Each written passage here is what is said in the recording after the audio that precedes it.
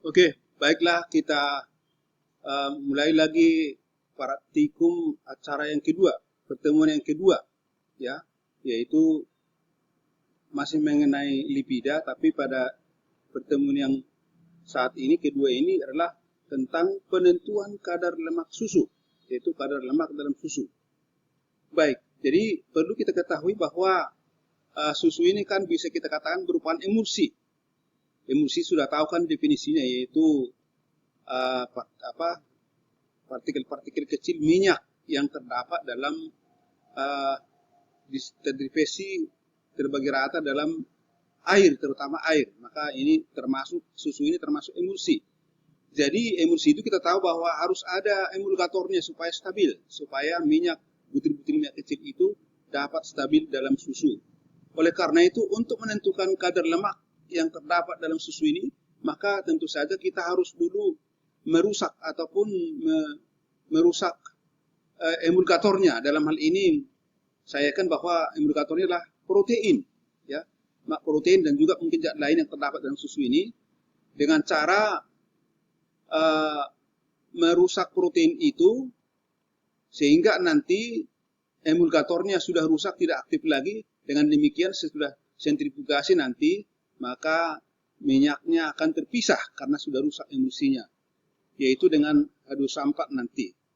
Jadi itulah prinsip yang harus kita lakukan di sini. Jadi kadar, barangkali sudah tahu definisi kadar, yaitu pernyataan secara kuantitatif dari suatu zat analit yang terdapat dalam sejumlah tertentu bahan atau sampel. Jadi kadar nanti dapat dicari dari data pengukuran volume daripada alat yang kita pakai nanti dalam percobaan ini.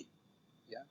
Jadi saya katakan tadi bahwa emulsi kemudian dirusak emulgatornya, maka nanti disentrifugasi, lalu kemudian nanti sentrifugasi ini akan memisahkan antara minyak dengan lainnya, dengan air.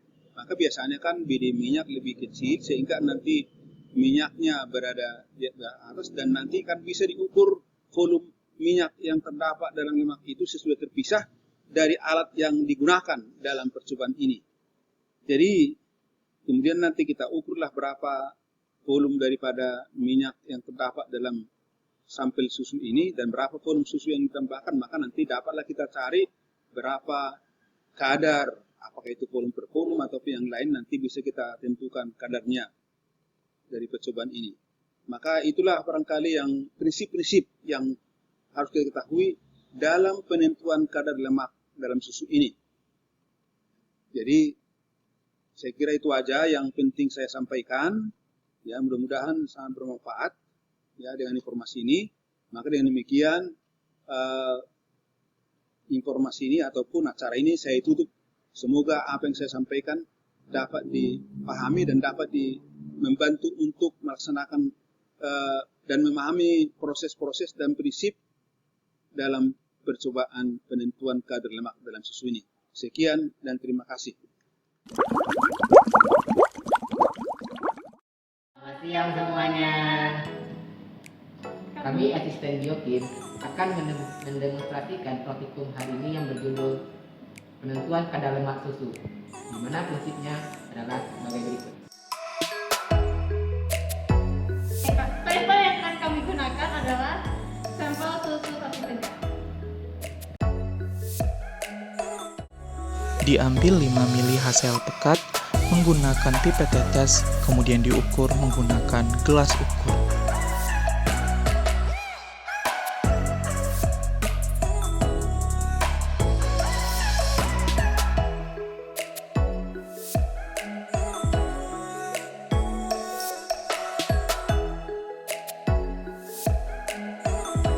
Dimasukkan 5 mili hasil pekat yang telah diukur ke dalam tabung sentrifuge atau tabung Gerber.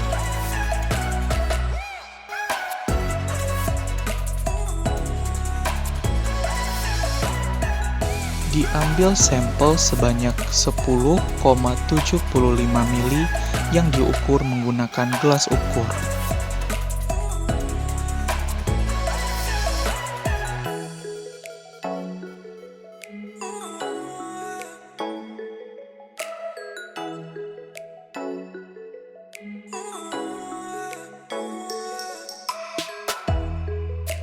diambil 1 mili amil alkohol menggunakan pipet tetes yang diukur dengan gelas ukur.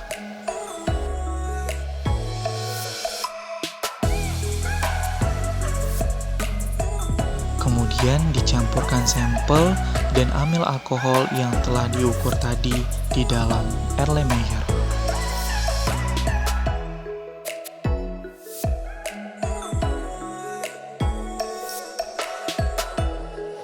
Setelah itu, lakukanlah pengadukan.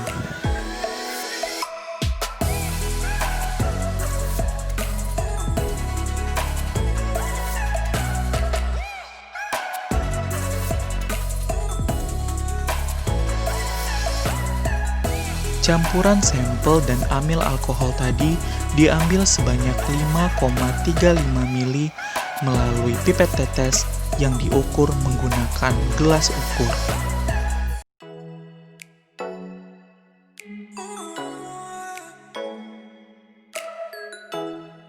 Campuran yang telah diukur tadi dimasukkan ke dalam tabung Gerber yang telah berisi larutan HCl pekat sebanyak 5 mili.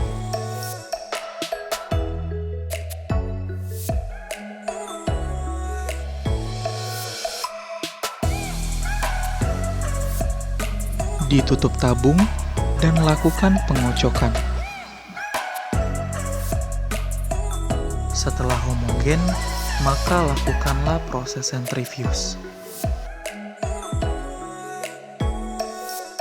Dimasukkan tabung ke dalam alat dan kemudian ditutup. Larutan disentrifuge selama 4 menit dengan kecepatan 1100 rpm.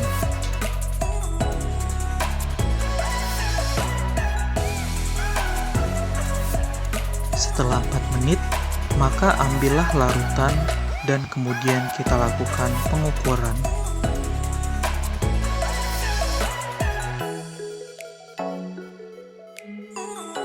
Pengukuran dilakukan secara manual dengan menggunakan penggaris.